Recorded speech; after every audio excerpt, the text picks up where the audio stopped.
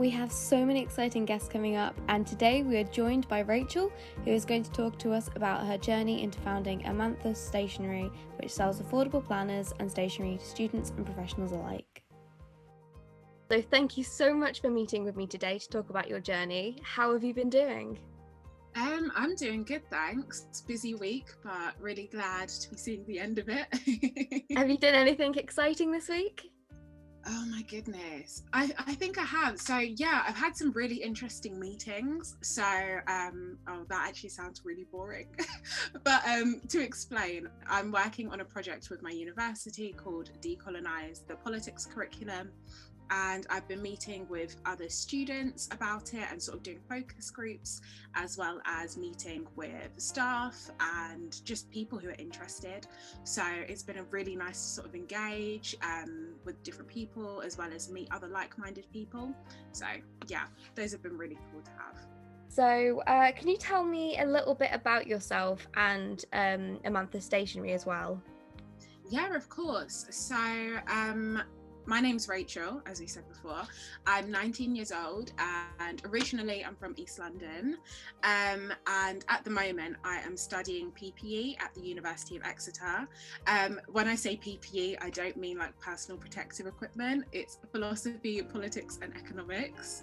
And I'm also a public speaker and an entrepreneur, founder of Appiah Stationery, which aims to sell affordable and beautiful stationery, mainly targeted at young women and students, but I've also been branching out. So last year I created a planner called the Master Mindset Diary, which also became an Etsy bestseller. So very, very exciting.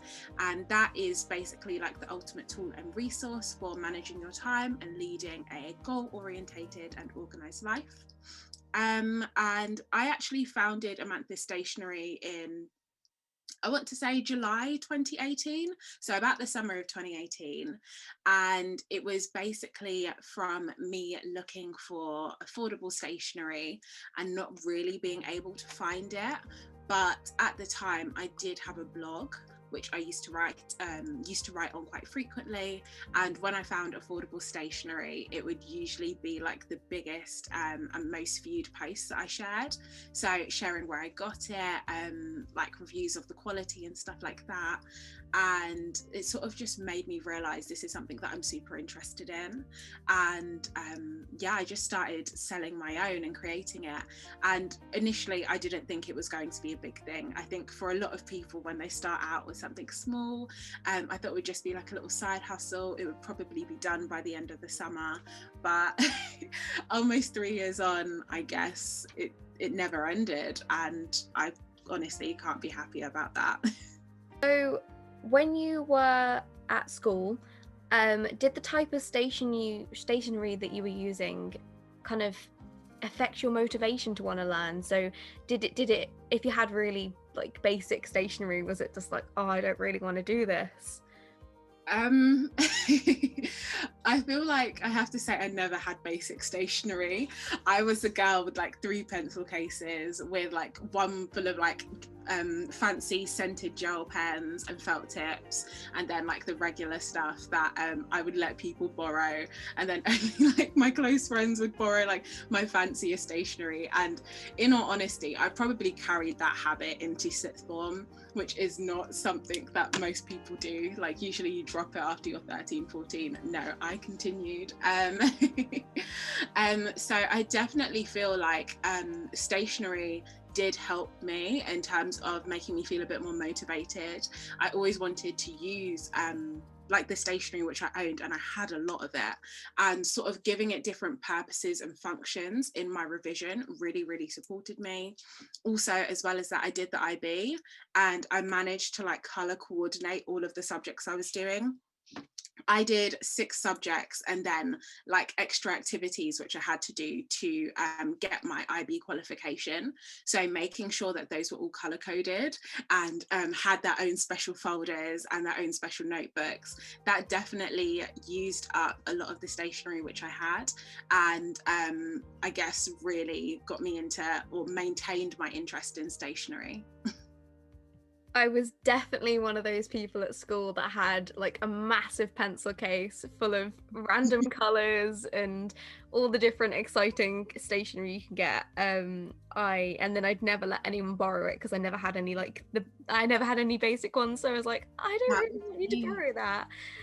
Honestly, I was so terrible about having like basic stationery because I didn't want to buy it. I'd rather spend my money on like the pretty stationery, the nicest pens, and like those massive 50 packs of gel pens and things like that. Yeah. I just loved the colours. But then I realised that I just had too much. It got to a point where my parents told me, Rachel, you need to stop. Like the amount of notebooks which you haven't even touched was just like, it was getting too crazy. But I think that stationery was also one of those gifts that everybody knew they could buy me and I would love it. Yeah. So I started amassing stationery as Christmas presents and birthday presents, because if you didn't know what to get me, you just bought me a notebook. Exactly, yeah. If a young person or a student wanted to start their own stationery brand, what would your advice be for that? Honestly, there's so much stationery out there. I think that to create a stationery brand, or any brand for that matter, you just truly need to understand who your audience is. Like you could be catering to people who like yourself, so people around your age group, your demographic, and people with the same interests and likes as you, or you could be catering to an audience which you don't necessarily know as much about.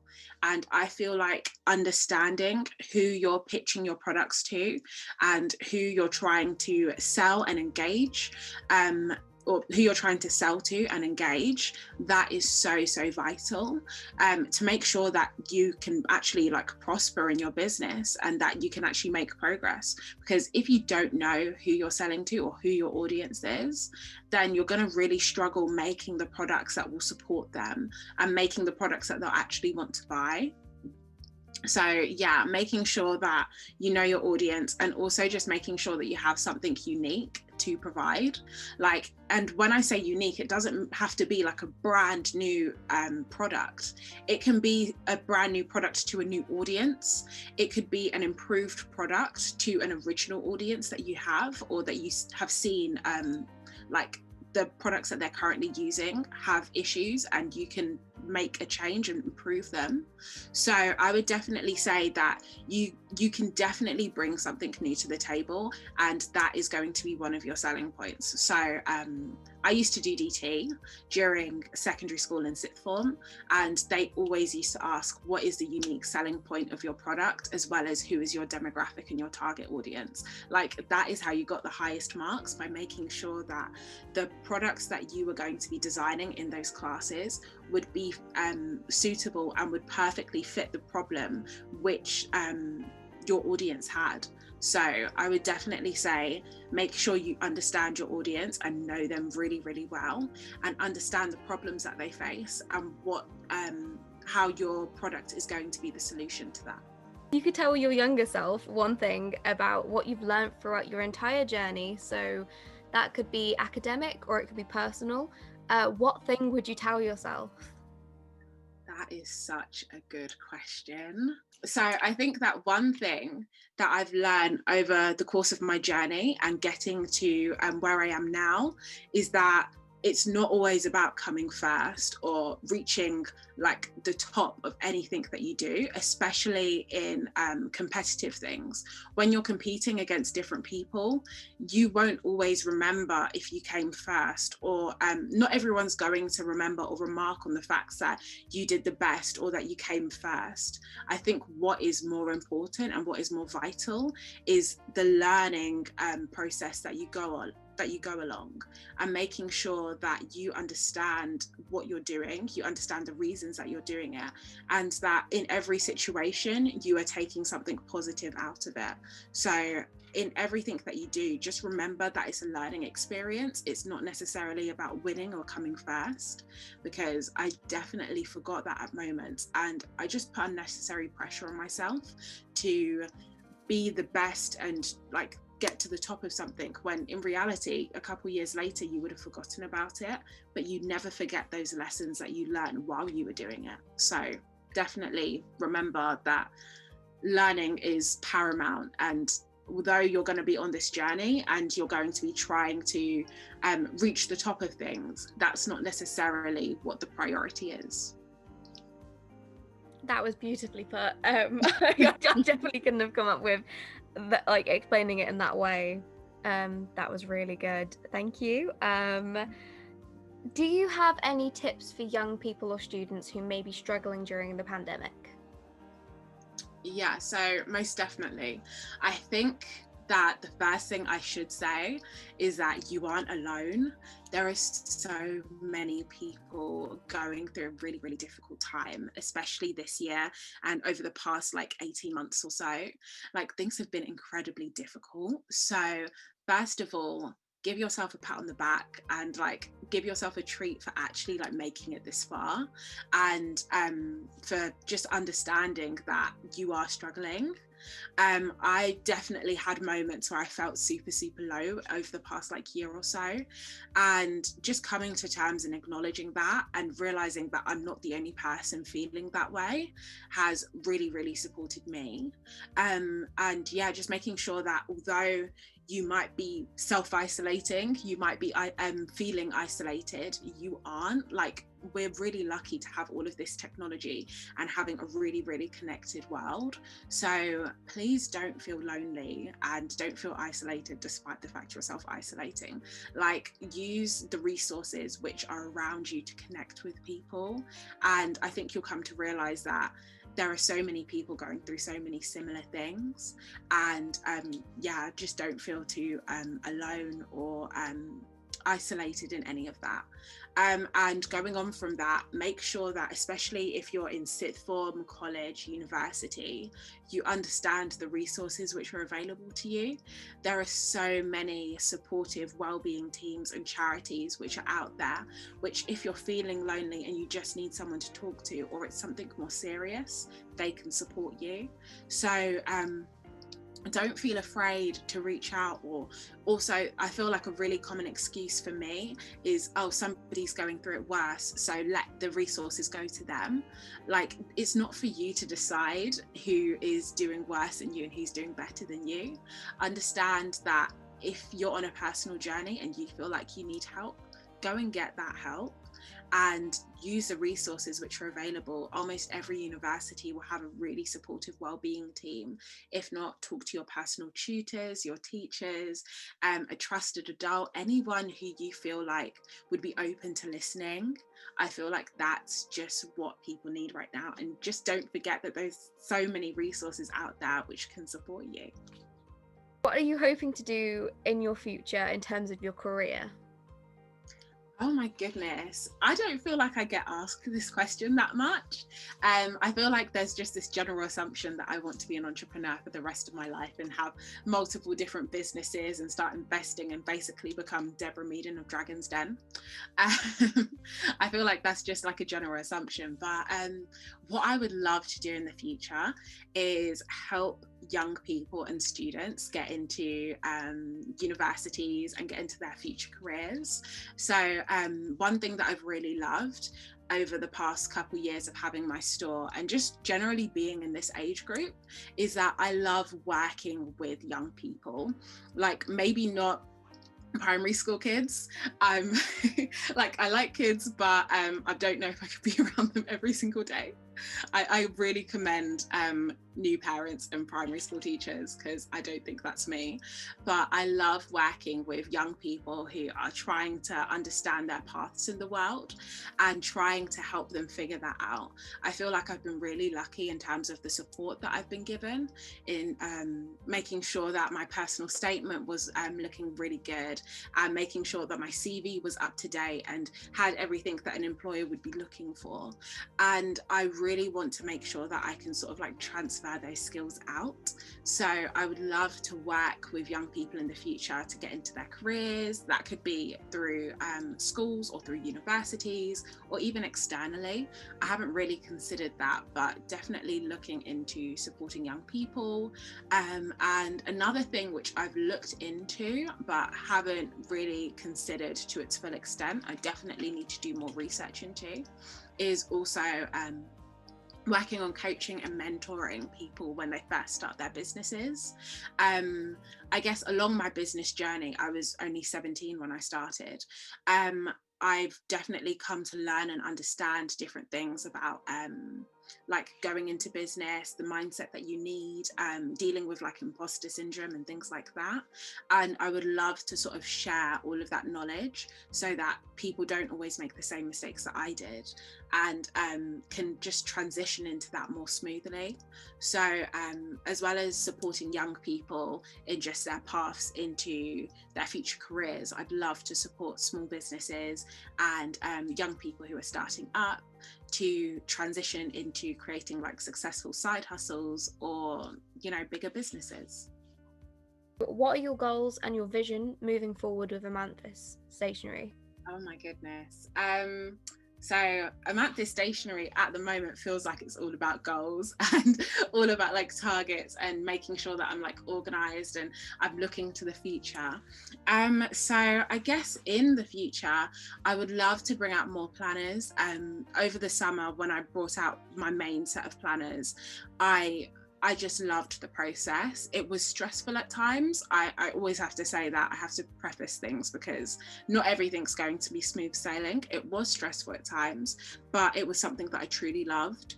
And every time that I get a review or I hear someone saying like, I really enjoy using your diary or the products that you make, that really brings me a lot of joy. So I would love to continue on the road that I'm currently on. So working on planners and making sure that they can be suitable for different people's needs. So this first one which I brought out is mainly for students, but people have been asking me for like undated planners and planners for different areas of your life. So I feel like where I'm currently going and the goals that I need to set for myself are just making sure that I can understand who else I can cater to and making sure that I can cater to them. So with the people who are around me, the people who've been asking me for new things, I definitely want to see and explore like my creativity as well as like my problem solving capabilities to see if I can support them and understand what specific problems they have and going on to solve them. I have always had a dream of like being in like retail stores. So if you ever catch me in a big brick and mortar shop, that would be the dream.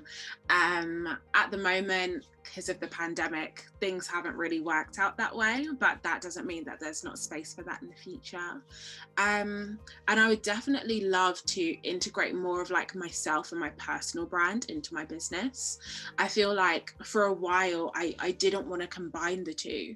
I wanted the store to be something separate and like flourish on its own.